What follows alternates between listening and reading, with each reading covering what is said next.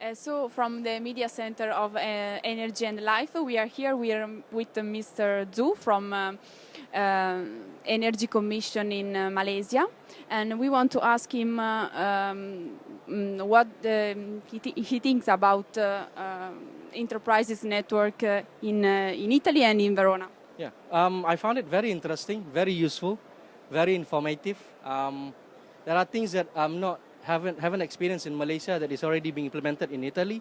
For example, the joint venture company between banks and industries to become one big EPC contractor and offers a total solution in energy efficiency is very interesting. This is something I can bring back to Malaysia and propose that it should be done in Malaysia this way. Yeah. And how do you find this fair, SmartEnergyExpo? It's a very good expo. It covers everything from technology to solutions to... I saw one company that create roofing so that you can install easily a PV panel on it. It's very interesting. Yeah.